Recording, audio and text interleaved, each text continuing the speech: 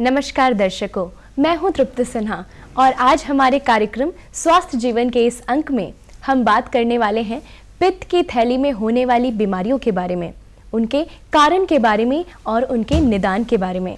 इन तमाम जानकारियों के लिए हमारे साथ जुड़े हैं doctor Awadhesh Prasad Singh, retired professor of surgery. Sir, आपका बहुत बहुत स्वागत है, अभिनंदन है हमारे स्टूडियो में। धन्यवाद तृप्ति जी।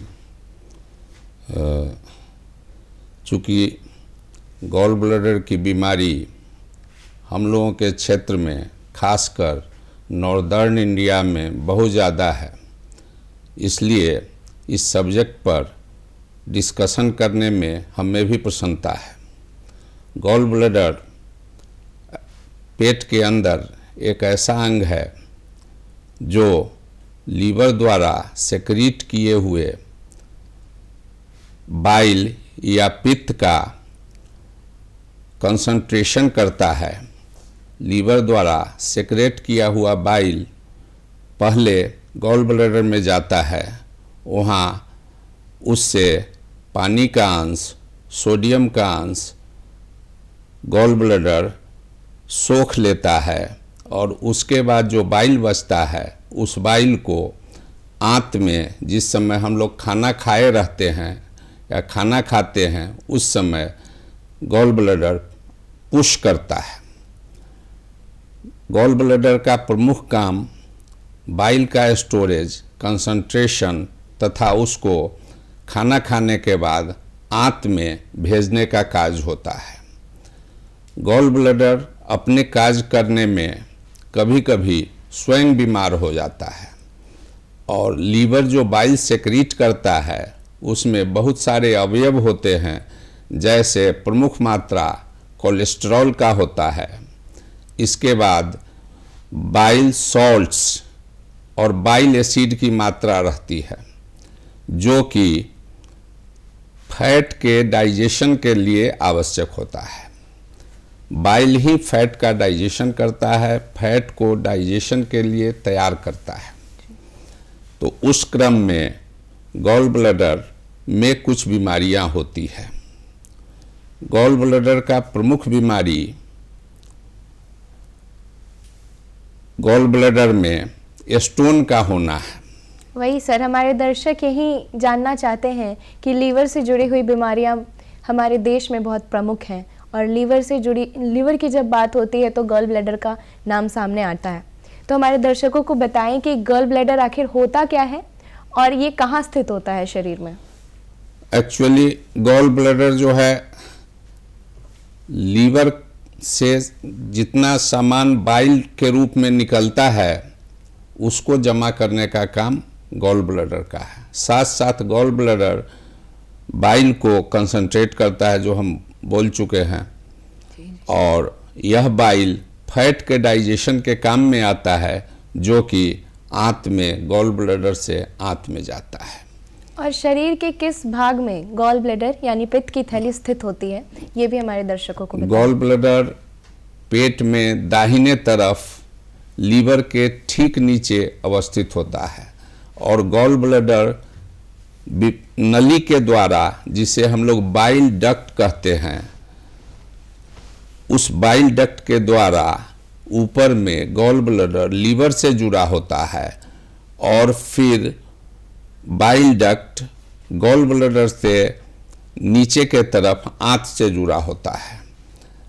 गॉल ब्लैडर लगभग 5 से 10 सेंटीमीटर तक लंबा होता है और यह पियर शेपेड स्ट्रक्चर है। इसमें 30 से 50 ml तक बाइल जमा रह सकता है। ऐसे तो क्षमता 50 ml तक है, लेकिन जब बीमारी होती है गॉल ब्लैडर में उस समय कभी कभी 1 लीटर तक जमा होके बहुत बड़ा गोला का रूप भी बना सकता है। जी हाँ, बिल्कुल। डॉक्टर साहब ने बताया कि गॉल ब्लैडर नाशपाती के आकार का होता है। और सर, गॉल ब्लैडर में होने वाली जो प्रमुख बीमारियां हैं उनके बारे में भी बताएं। गॉल ब्लैडर में प्रमुखता से जो बीमारी जो कॉमन है वह स्टोन है। गॉल ब्लैडर में पथरी का होना या पित्त के थैला में पथरी का होना, दूसरा बीमारी जो बहुत कॉमन नहीं है, गॉल ब्लैडर में कैंसर भी हो सकता है। कुछ और बीमारियां हैं जो गॉल ब्लैडर में होती है, उसको कोलेस्टेरोसिस बोलते हैं। स्ट्रॉबेरी गॉल ब्लैडर वगैरह होता है जो बीमार गॉल ब्लैडर होता है, जिसके इलाज की आवश्यकता होती है। लेकिन प्रमुख रूप में गॉल ब्लैडर में पथरी की बीमारी ही होती है। और जब भी पथरी की बीमारी होती है, हम लोग के इधर पथरी 3 तरह का गॉल ब्लैडर में हो सकता है। पहला तो कोलेस्ट्रॉल स्टोन बोलते हैं, जिसमें 70% तक कोलेस्ट्रॉल का मात्रा रहता है। दूसरा पिगमेंट स्टोन बोलते हैं, बाइल पिगमेंट्स, बिलीरुबिन होता है, बिलीवर्डिन होता है। अगर इसकी मात्रा अधिक रहेगी तो पिगमेंट स्टोन होगा। और तीसरा स्टोन मिक्स्ड स्टोन होता है, जिसमें कोलेस्टेरॉल और पिगमेंट्स दोनों होता है। तो मैक्सिमम स्टोन कोलेस्टेरॉल स्टोन होता है, उसके बाद मिक्स्ड और फिर पिगमेंट स्टोन गॉल ब्लैडर में होता है। तीनों तरह का हो सकता है। और गॉल ब्लैडर का स्टोन गॉल ब्लैडर के अलावे कभी कभी स्लिप करके बाइल डक्ट में भी चला जाता है। तो गॉल ब्लैडर का स्टोन का कारण बहुत ज़्यादा ओवेज होना या फैटी होना। दूसरा, गॉल ब्लैडर स्टोन्स फीमेल्स में ज़्यादा होता है। जी हाँ, मैं यही पूछने वाली थी कि पुरुषों और महिलाओं में होने वाले गॉल ब्लैडर में गॉल ब्लैडर स्टोन में कोई अंतर है क्या? देखिए, 40 साल पहले गॉल ब्लैडर का स्टोन प्रमुखता से फीमेल्स में होता था जी। और इसमें फीमेल्स में होने का एक हम लोगों में कहावत है कि 5F। उसमें था कि फीमेल 40 ईयर्स, फर्टाइल, जिनको बहुत ज़्यादा बच्चा हुआ हो, 3-4 हुआ हो, 2-3 से ज़्यादा बच्चा हो, 40 ईयर्स के हों और शरीर में फैट ज़्यादा हो,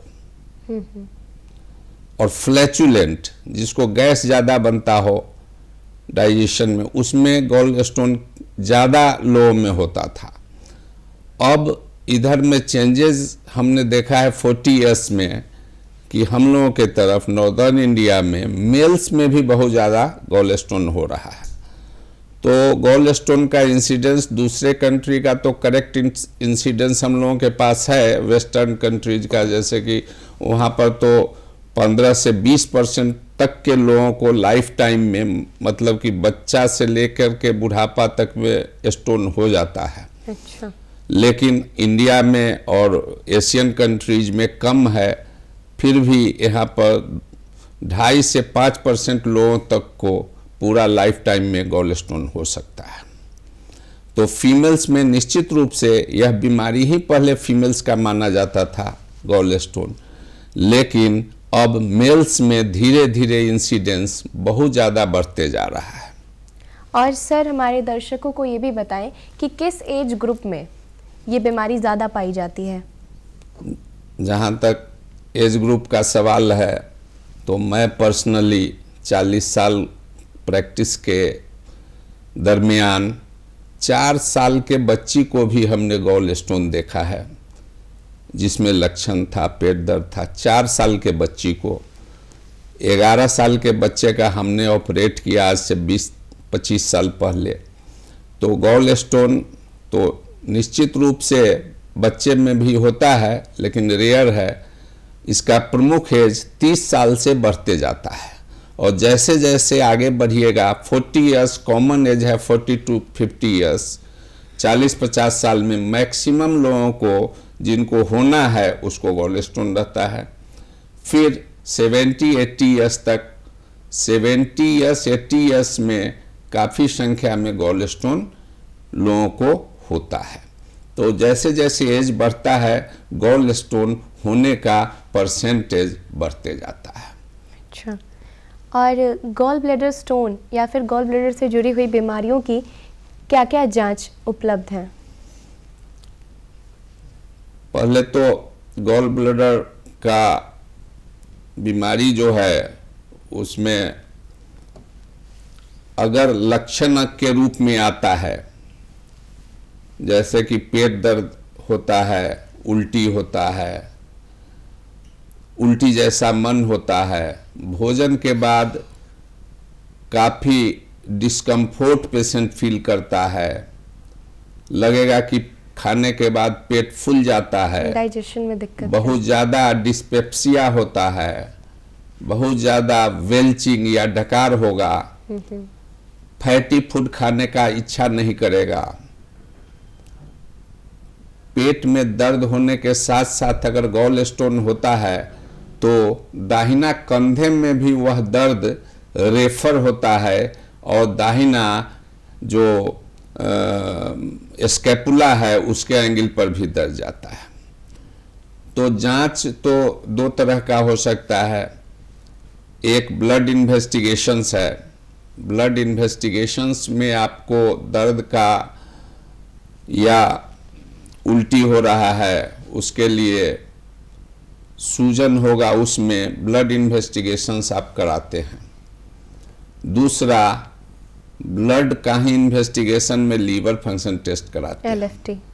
चूंकि गॉल ब्लैडर लीवर से इसका संबंध बहुत नज़दीकी संबंध है। तीसरा, इमेजिंग टेक्निक्स होता है जिसमें अल्ट्रासोनोग्राफी है। गॉल ब्लैडर की लगभग सारी बीमारियां पेट के अल्ट्रासाउंड के द्वारा पकड़ में आता है। गॉल स्टोन के लिए अल्ट्रासाउंड सबसे अच्छा जांच है, सस्ता भी है, हर जगह उपलब्ध है और पेशेंट को किसी तरह का कष्ट नहीं होता है करने में, नॉन इन्वेजिव इन्वेस्टिगेशन है। तो मैक्सिमम हम लोग गॉल स्टोन को अल्ट्रासोनोग्राफी के द्वारा ही पकड़ लेते हैं। अगर अल्ट्रासोनोग्राफी से डाउटफुल रहता है, वैसा केस में लुमिनल और इंडोलुमिनल अल्ट्रासाउंड होता है, जिसमें अल्ट्रासाउंड का प्रोब स्टोमक में डाल के, ड्यूओडेनम में डाल के आप गॉल ब्लैडर के बारे में जान सकते हैं। छोटा स्टोन को भी पकड़ में आता है। सर, अगर किसी मरीज में गॉल ब्लैडर स्टोन या फिर गॉल ब्लैडर से जुड़ी कोई बीमारी का डिटेक्शन हो जाए तो फिर क्या उपचार है, क्या सर्जरी की ज़रूरत है, ये सारी चीज़ें कैसे पता चलेंगी? इन बातों पर भी प्रकाश डालें। देखिए, अगर गॉल स्टोन जांच में आ जाता है तो दो तरह का हो सकता है। एक वैसा स्टोन जिसमें मरीज को कोई लक्षण नहीं है, जैसे पेट दर्द नहीं है, जलन नहीं है, खाने में दिक्कत नहीं है, फैटी फूड भी टॉलरेट करता है, तो ऐसा स्थिति में पेशेंट को कोई इलाज का ज़रूरत नहीं है।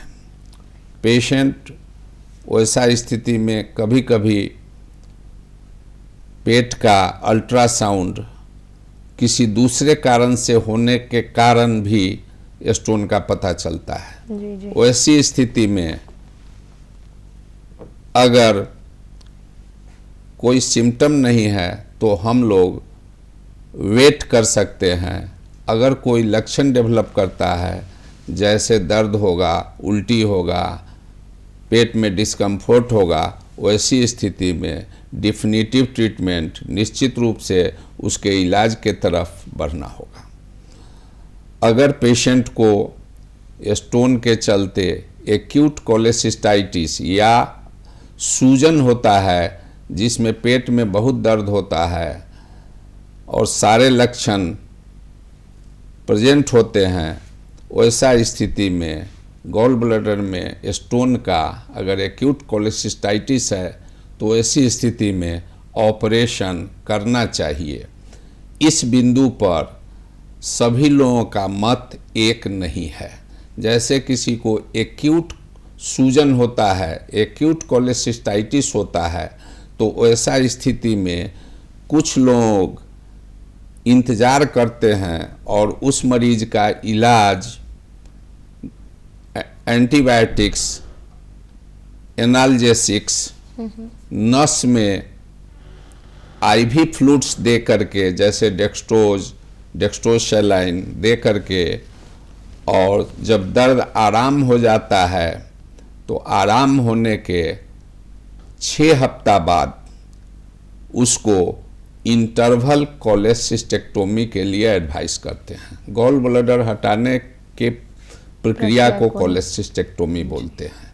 तो एक्यूट अटैक होने के बाद ऐसा है। दूसरे लोगों का मत है जो अब करते भी हैं, लेप्रोस्कोपी सर्जरी आने के बाद दर्द शुरू होने के 5 दिन के अंदर गॉल ब्लैडर को हटाया जा सकता है स्टोन के साथ। जब भी गॉल ब्लैडर में स्टोन होता है तो सिर्फ स्टोन को नहीं हटाते हैं, उस थैली को हटाते हैं जिसमें स्टोन रहता है। चूंकि देखा गया है कि जब भी थैली को खोल के और पत्थर को हटाया गया है, वैसी स्थिति में उस गॉल ब्लैडर में फिर से स्टोन हो जाता है, फिर से पत्थर हो जाएगा, तो फिर वही प्रक्रिया करना होगा। इसलिए गॉल ब्लैडर में जब भी पथरी होती है, उसकी बीमारी होती है, तो गॉल ब्लैडर का पूरा थैला को स्टोन समेत हटाते हैं। एक्यूट कोलेसिस्टाइटिस के निदान के बारे में हमने बोल दिया। कभी कभी मरीज को स्टोन रहेगा, थोड़ा थोड़ा सिम्टम होगा, या 1-2 बार एक्यूट अटैक होगा, असाधारण अटैक होगा, उसके बाद वह क्रोनिक कोलेसिस्टाइटिस में वह बीमारी कन्वर्ट हो जाता है। तो क्रोनिक कोलेसिस्टाइटिस जब भी हो जाएगा पेशेंट को और स्टोन रहेगा, तो वैसा स्थिति में गॉल ब्लैडर हटाने का ही प्रावधान है। गॉल ब्लैडर हटाना ही एकमात्र विकल्प हो गॉल जाता है। ब्लैडर हटाना ही विकल्प है, और उसको हम लोग कोलेसिस्टेक्टोमी बोलते हैं। एक्यूट अटैक जब दर्द का होगा, उसमें गॉल ब्लैडर में बहुत सूजन होता है, उस समय इमरजेंसी कोलेसिस्टेक्टोमी करते हैं, उसके बाद दर्द तुरंत आराम हो जाता है। अगर पेशेंट का ऑपरेशन नहीं हो पाया या 3-4 दिन का समय बीत जाता है एक्यूट अटैक होने के बाद, उस समय गॉल ब्लैडर हटाने की प्रक्रिया बहुत कठिन हो जाती है। इसीलिए 6 हफ्ता के बाद ही ऑपरेशन करते हैं और उसको इंटरवल कोलेसिस्टेक्टोमी बोलते हैं। सर, गॉल ब्लैडर के स्टोन के ऑपरेशन का सक्सेस रेट क्या है? गॉल ब्लैडर का ऑपरेशन का सक्सेस रेट 100% है, उसमें कोई डाउट नहीं है।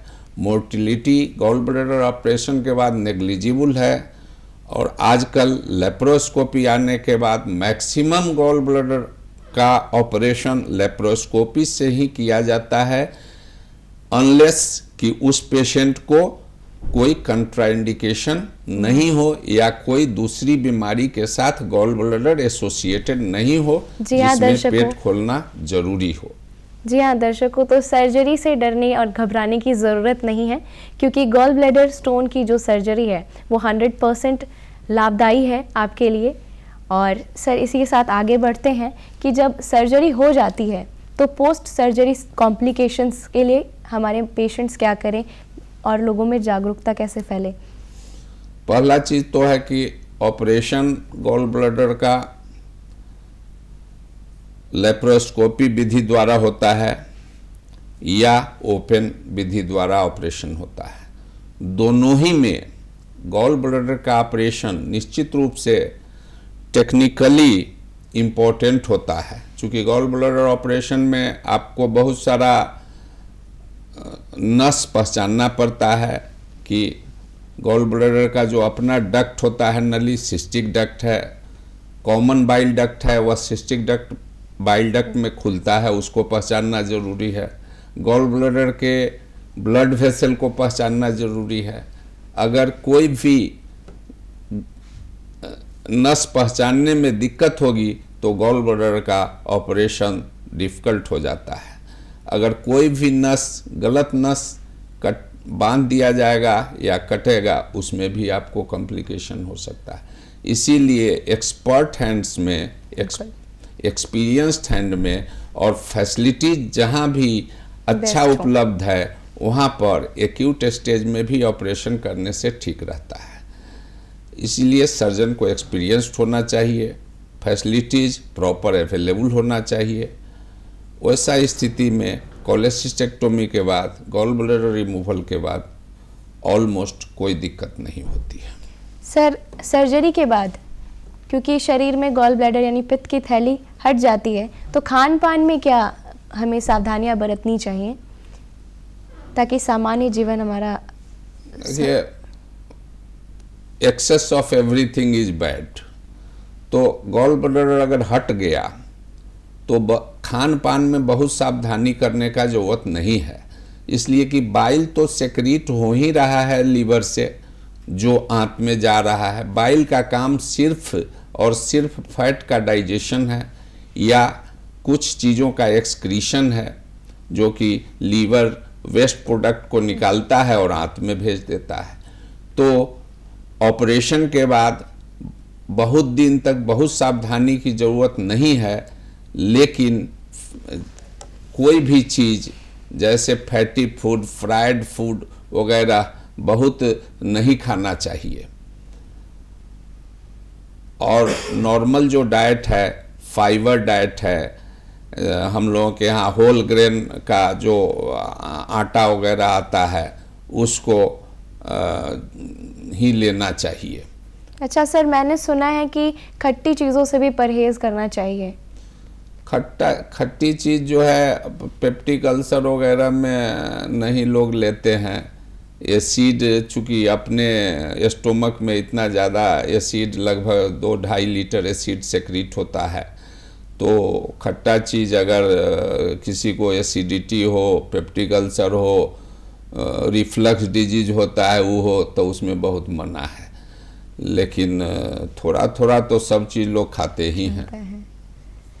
क्योंकि मेरे घर में मेरी माँ को था गॉल ब्लैडर स्टोन, तो उनको डॉक्टर ने टमाटर खाने से मना किया। शुरू के स्टेज में जो गॉल ब्लैडर का है बीमारी है जिसमें आपको स्टोन है, उसमें तो बहुत परहेज करने का जरूरत है। अगर आप कभी भी फैटी फूड खाएंगे, जैसे कचौरी खाएंगे, हलवा खाएंगे और जितना फ्राइड फूड खाएंगे, तो आपको फैट के डाइजेशन में बीमार गॉल ब्लैडर को पत्थर रहेगा तो भी वह कंट्रैक्ट करेगा, चूँकि हार्मोन द्वारा कंट्रैक्शन होता है।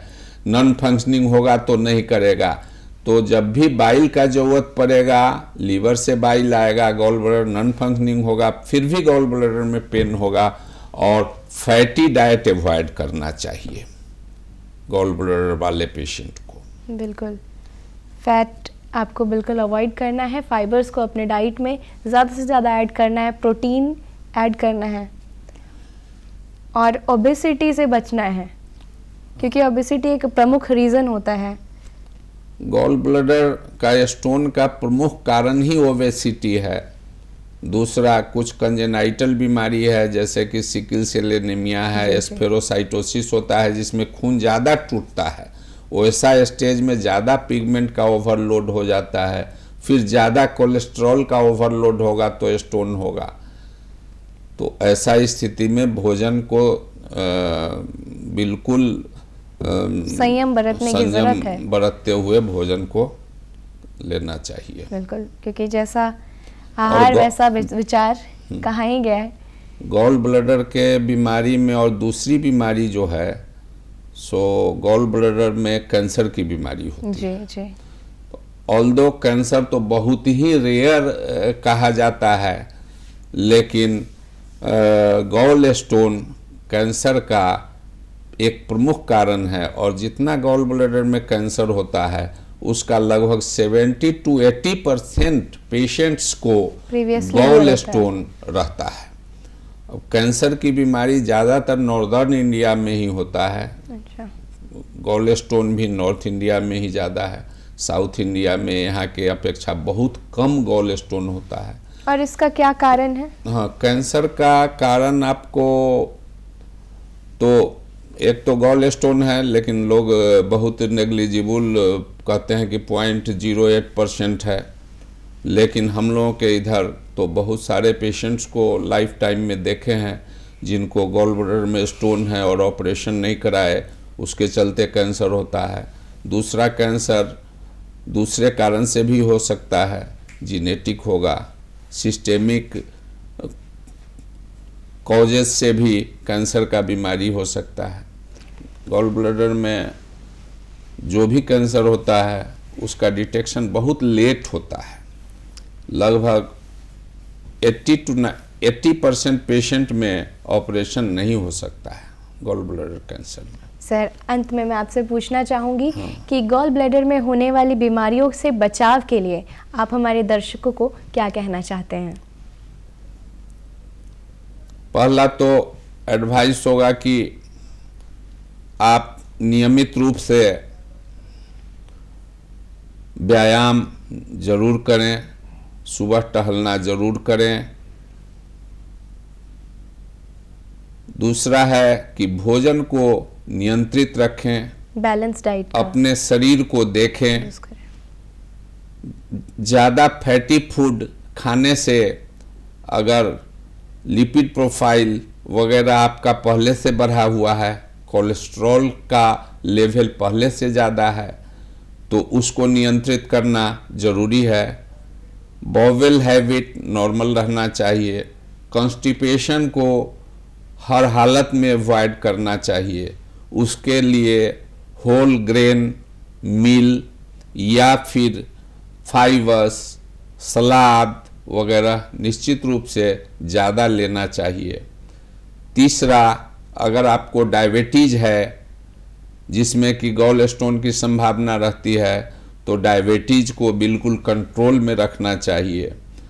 अगर किसी पेशेंट को सिकल सेल एनीमिया है जिसमें रेड ब्लड सेल टूटता है और उसी से बिलिरुबिन भी बनता है, तो वैसा स्थिति में गॉल ब्लैडर को जरूर हटा लेना चाहिए, कोलेसिस्टेक्टोमी एडवाइस करना चाहिए।